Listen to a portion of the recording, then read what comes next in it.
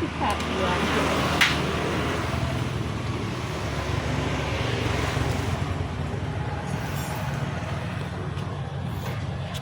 Đúng rồi, rong thành rịch mày kìa. Làm rịch thay rong bánh à, để rong thảm rịch bánh. Xong anh xong say đi xả ra bên đó.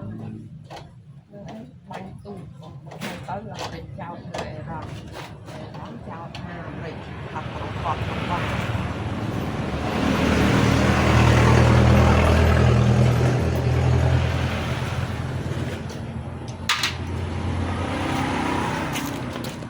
Đo lực nó lớn các bạn, đo lực nó nói rồi, đo hiện con khang nó lực nó lớn.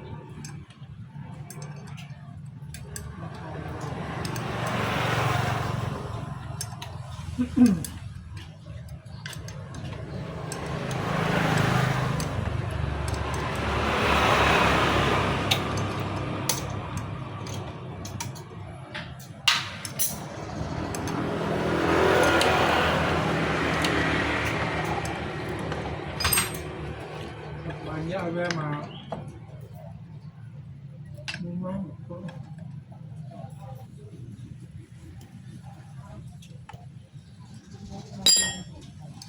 đó làm hơi pi ấy mà pi mòn pi ấy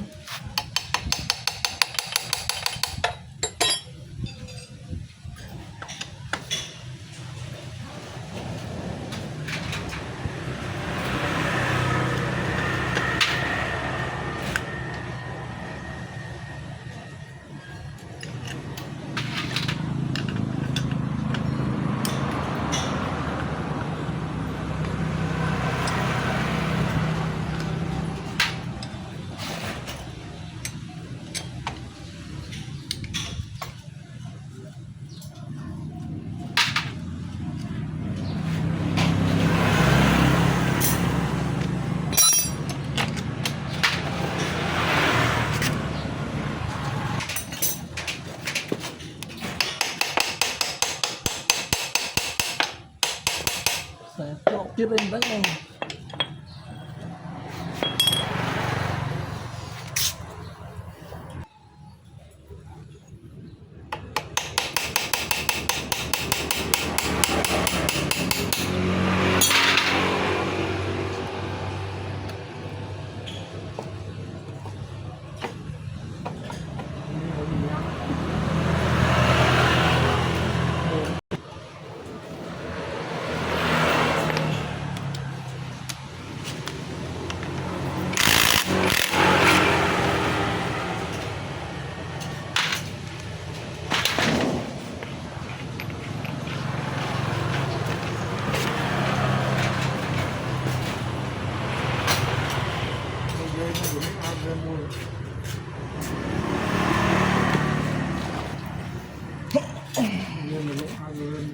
sao đầm pal crop ini đầm pal đầm búa này lên đầm búa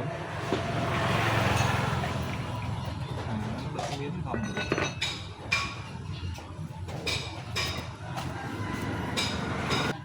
bây giờ coi cái tên bạn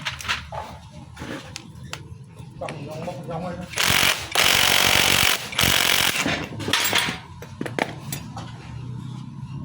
cơ ấy nó là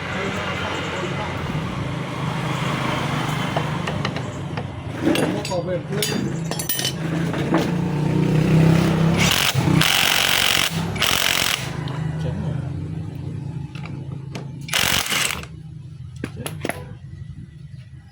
mua về cho lo phân là chân thủ